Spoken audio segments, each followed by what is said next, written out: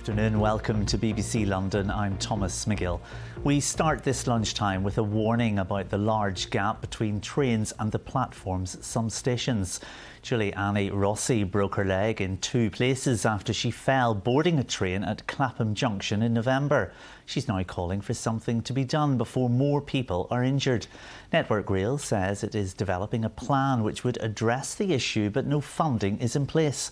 Our transport correspondent Tom Edwards reports, and just a warning, you are about to see some injuries and images of them.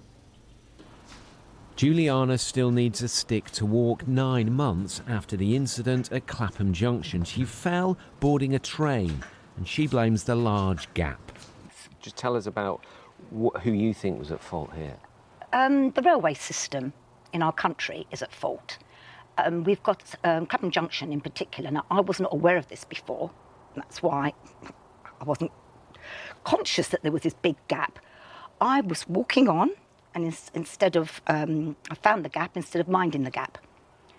Not a very good way, but that's what happened. And we need to do something to make our railways safe.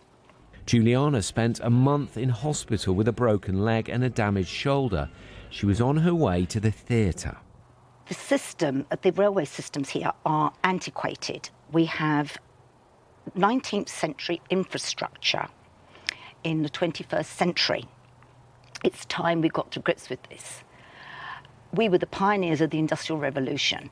Come on, guys, get your act together and make our railways safe. This is the station today. At the time of the incident, according to Juliana, there were no mind the gap signs and no announcements.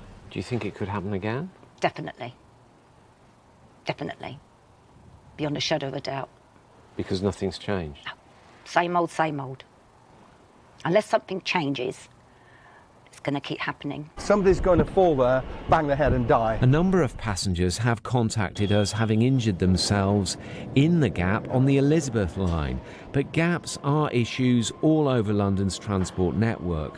One problem is old platforms don't have to adhere to safety standards.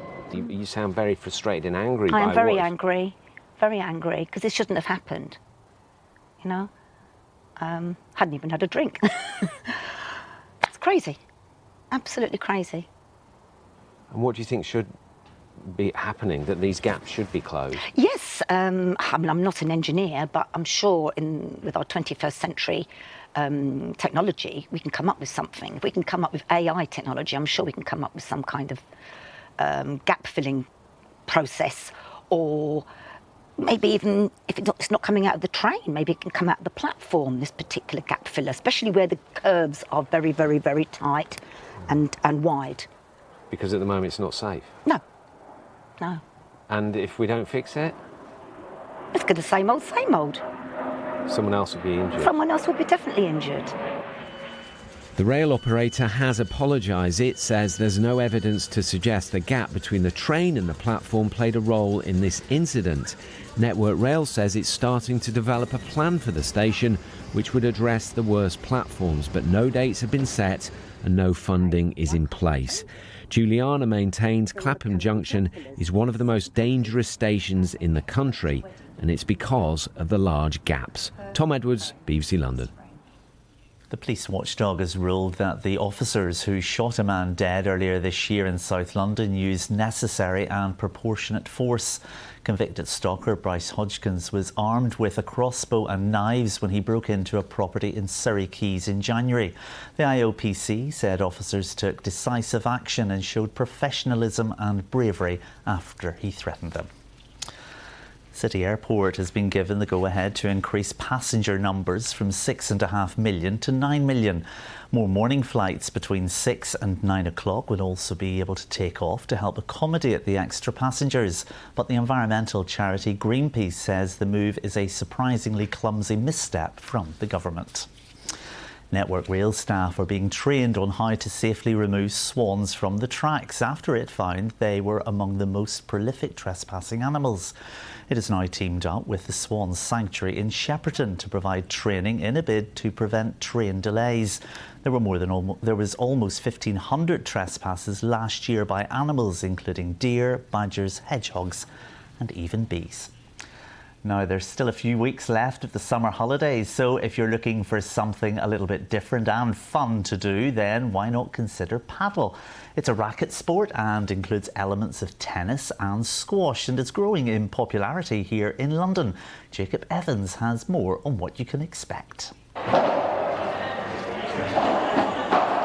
This is paddle, one of the world's fastest growing sports, now making a name for itself in London.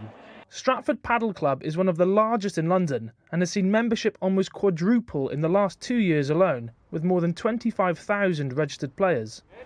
The club was set up back in 2018 and began with 3 courts, but demand has been so high they now have 9. It's increased massively lately, so we cannot even cope with the demand. So every time we put a lesson on the app available for people to book from their homes, it goes straight away. Monday to Friday, from 5 till 11, it's impossible to get a court. Saturdays and Sundays, with paella on the offering, is even harder. The game is played in pairs, with a scoring system just like tennis. You must serve underarm to your opponent, the ball can only bounce once, and there's walls. So, if the ball bounces then hits a wall, you're still allowed to play it. So, why do people like it so much? I'm 76. From my experience, people who've never played ball games can come along, because the ball's not past them and they don't have to think about it again, they can enjoy paddle in a way that they don't enjoy other ball games. I come from tennis. I had a surgery, then I started to play paddle, and I love it. This is my life now. But while the sport continues to grow, paddle does cost money. For you and 3 other friends to rent a court like this for an hour here in Stratford, if you're not a member, could cost you about £30 to £40 an hour. Elsewhere in London, courts are going for up to £80 an hour. In the UK, paddle is run by the Lawn Tennis Association, who've made a specific development plan to get more people on the court. We're about to launch a strategy imminently, and that really kind of shows how we're going to take the sport forward, things we want to do. We want to try and work with the wider market, so bringing the private sector in so we can almost be seen to be working together, and that's going to be the only way to kind of really fast track a lot of the developments. As you kind of grow, as there's more and more courts, more venues, there's more competition, therefore prices start to drop, it becomes more and more inclusive. So I think we're it's at its infancy in the UK, so we'll see it grow and grow. As these plans are rolled out, paddle continues to boom across London, and it doesn't look like it'll be slowing down anytime soon. Jacob Evans, BBC London. Now, finally, London's famous Eros statue at Piccadilly Circus has had a colourful makeover.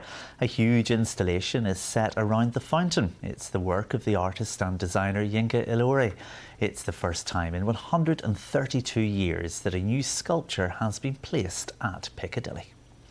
And that takes us nicely to the weather with Sarah.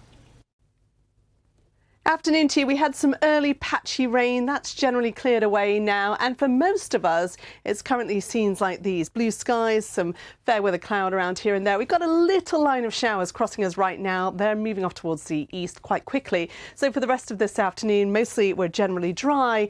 And then we are a little on the breezy side, but nowhere near as windy as we're set to be later on in the week. It'll feel quite cool as well, comparatively. But for the rest of the afternoon, a fine afternoon. Yes, a little on the breezy side, some passing cloud, but in the best of the sunshine, temperatures in the low to mid 20s Celsius. 24 there is 75 in Fahrenheit.